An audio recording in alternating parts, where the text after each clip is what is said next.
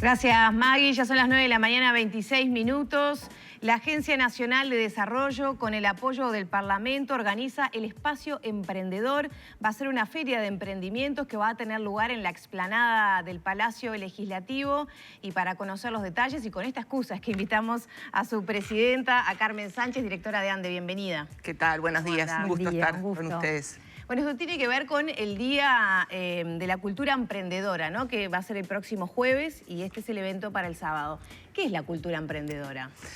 Bueno, la cultura emprendedora comienza a celebrarse hace relativamente poco en Uruguay, el Día de la Cultura, a raíz de un proyecto de ley presentado por el diputado Rodrigo Goñi y con el apoyo de todos los partidos en la pasada legislatura.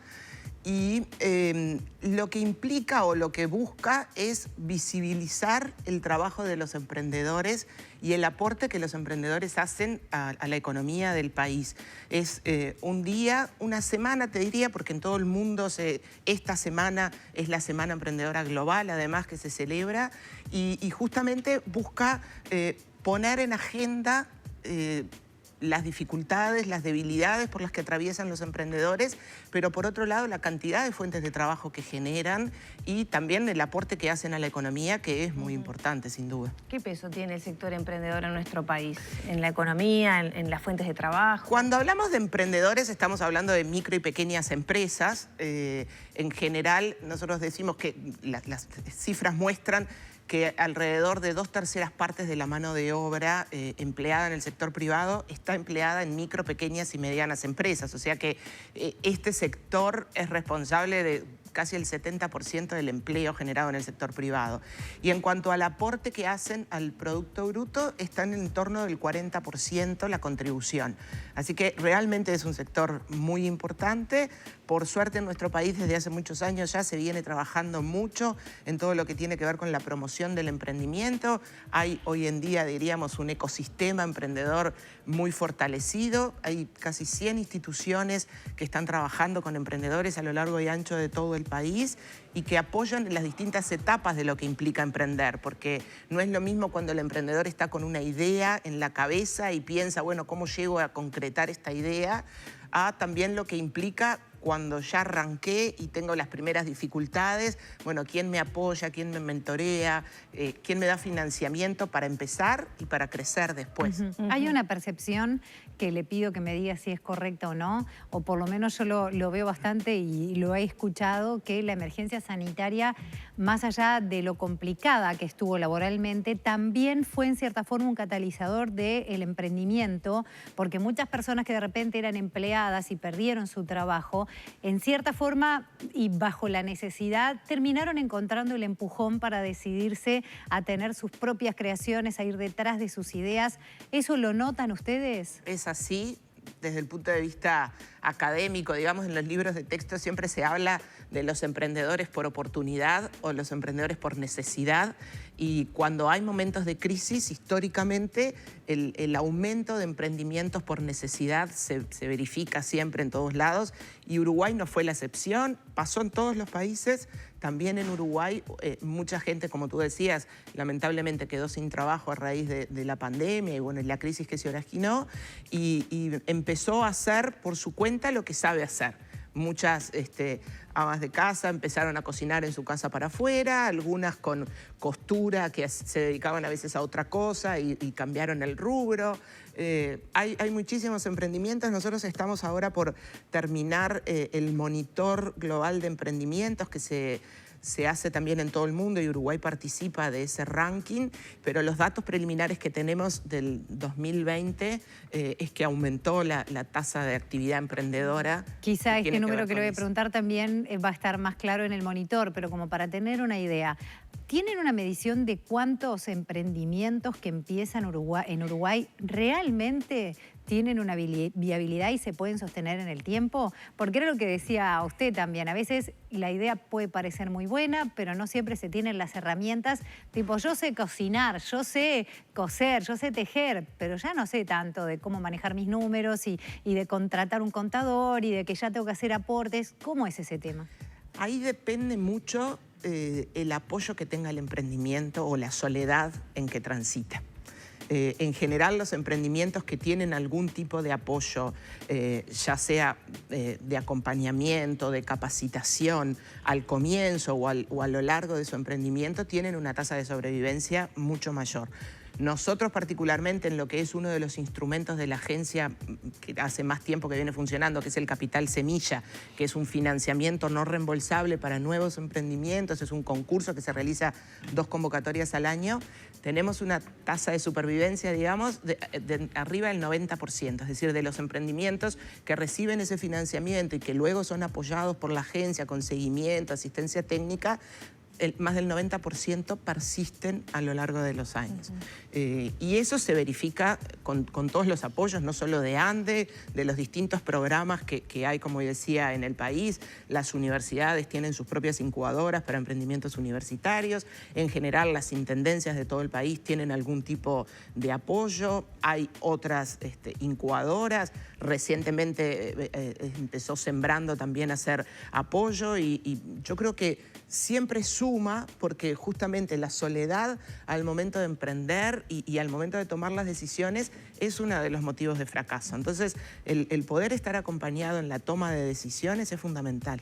Carmen, como decían con Vero, la pandemia seguro que impulsó nuevas ideas y nuevos emprendimientos, pero por ahí también aparece el tema de la informalidad, ¿no? Sobre todo ahora en las redes sociales, donde legítimamente una persona necesita el sustento, sabe hacer algo, lo empieza a vender y bueno, después si eso prospera quizá entra en un marco más de formalidad. Pero ¿qué nivel de informalidad tenemos en los emprendimientos en Uruguay? Es difícil medir la informalidad. Nosotros estamos trabajando con el Instituto Nacional de Estadística a través de lo que son las encuestas continuas de hogares, porque tú no le puedes ir a preguntar a un emprendedor si está formal o no. Entonces es difícil medir. Hoy no tengo la cifra, pero es claro que lo vemos todos en las redes sociales, la cantidad de emprendimientos y nos ha pasado de querer comprar y cuando le vas a pedir la boleta no la tienen. Estamos trabajando en eso desde la agencia y ya lo hemos conversado con el Ministerio de Economía y con la Dirección General de Impositiva, el BPS, de poder generar a partir del año que viene una campaña de formalización y de poder pensar en algún instrumento, alguna forma impositiva que facilite la incorporación de estos emprendedores. Porque es claro también que en un año muy difícil pretender que se formalizaran con el costo total que implicaba no era realista quizás. ¿Y en qué línea va justamente esa posibilidad? Estamos trabajando en distintas opciones, quizás algún periodo de gracia sin aporte, quizás el comenzar a aportar gradualmente. A nosotros lo que nos preocupa y lo que más nos interesa en este caso es la cobertura además que pueda tener ese emprendedor, porque también si hay algo que la pandemia demostró es la cantidad de trabajo informal que había, que en el momento de una crisis sanitaria quedaban totalmente desprotegidos, desde todo punto de vista, desprotegidos trabajadores porque no tenían un seguro de desempleo que los amparara, desprotegidos el trabajador y su familia porque no tenía cobertura de salud en una crisis sanitaria. Entonces, también va atado con esto. Es claro que los costos en algunos casos pueden ser altos, pero también es claro la necesidad de estar en esa formalidad que implica protección. Creo que lo que tenemos que pensar, y en eso es en lo que queremos trabajar, es que la formalidad implica protección para el empresario, para el trabajador y para su familia. Y en cuanto a los instrumentos que sí han lanzado, muchos impulsados también en el marco de las dificultades que significó la emergencia sanitaria y la pandemia, ¿qué niveles? Estaba leyendo en El País que hay un nivel de morosidad alto, ¿no? Por ejemplo, en los préstamos que se han dado en sus diferentes modalidades, porque fueron muchas las herramientas que se lanzaron, algunas no reembolsables. ¿Qué nivel de morosidad tienen para las personas que tomaron préstamos o los préstamos de garantía? ¿Cómo se viene manejando eso? ¿Sabes, Lorena, que yo con esa nota, con la colega de ustedes, la verdad me quedé un poco amargada con esa nota que salió hace algunos días? Porque hablaba de que uno de cinco tiene morosidad. Porque la lectura y lo que nosotros le comentamos a la periodista fue exactamente al revés, ¿no? Hay que pensar un poco el contexto en el cual se dieron esos créditos.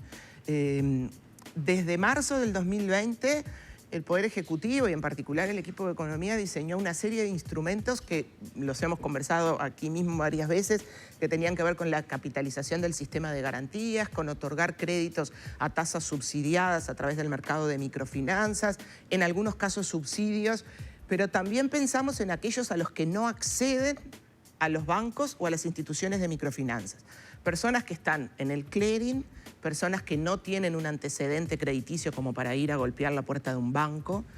Y para esas personas fue que se diseñó ese instrumento de préstamo a tasa cero que se hablaba en esa nota. En un contexto donde la gente se quedó sin empleo, donde el comercio estaba de puertas cerradas, donde había un confinamiento voluntario, pero confinamiento al fin. Durante muchas semanas la calle estaba vacía. Y nosotros ahí apostamos a decirle a la gente, bueno, el Estado está acá para darte un apoyo para que puedas seguir pagando tus cuentas, para que puedas seguir comprando tus insumos, tu materia prima, para seguir produciendo. ¿Y qué podíamos esperar de esa gente en esa situación? Que hoy el 80%, 4 de cada 5, estén al día con sus cuotas y estén pagando, para mí es una enorme satisfacción. Pensando en el contexto en el cual se otorgó el crédito. Claro. Fue un crédito que se dio sin garantías, sin pedir ningún tipo de análisis crediticio, sin analizar si estaban en el clearing. Simplemente eran para empresas que estuvieran, o monotributistas, porque aparte era un segmento muy especial, que estuvieran aún formales a marzo del 2020. Entonces yo creo que en las condiciones en las cuales se diseñó ese instrumento, la realidad que hoy estemos cobrando el 80% de los préstamos es un muy buen número. Bien. Por supuesto que tenemos que cuidar los fondos públicos y por supuesto que quienes no están pagando los estamos llamando, estamos buscando distintas alternativas y la idea no es que no paguen y estamos haciendo el seguimiento. Pero la lectura que nosotros hacemos es bien contraria a lo que sugería por lo menos ese Se titular. están fijando en el medio vaso lleno. Carmen, ya tenemos que cerrar. El sábado, ¿en qué horario y con qué tipo de emprendimientos nos vamos a encontrar en la explanada del Palacio? El sábado, para celebrar esta semana, conversando con la vicepresidenta de la República, surgió la idea de poder hacer algo en el Parlamento. Y bueno, y armamos este espacio de exposición y de comercialización. Van a haber alrededor de 60 emprendimientos de todo el país, porque hay también emprendimientos del interior, que han sido algunos apoyados por la agencia, otros apoyados por Sembrando. También van a estar los emprendimientos del programa que impulsa Lorena Ponce de León. Tenemos emprendimientos con juegos para niños, infantiles, tenemos de alimentos y bebidas, cosas típicas de nuestro país, tenemos de diseño, de textil. La verdad que esperamos que sea una fiesta. Por supuesto es la entrada libre y bueno, vamos a estar de 11 a 19 con todos los emprendimientos. Hay actividades para los chicos también que se van a estar organizando, así que los invitamos a todos a que puedan pasar y acompañar a estos emprendedores uruguayos que la verdad que han venido de un año y medio bastante difícil y bueno, es una oportunidad también para apoyarlos. Sí, cómo no. También para conocer emprendimientos de cara a la fiesta, ya Eso. podemos ir ahí teniendo alguna idea. Para adelantar compras navideñas. Sí, no comprar, Claro que cómo sí. no. Muchas gracias. Gracias a ustedes. Cerramos por aquí la entrevista con la directora de la ANDE, Carmen Sánchez.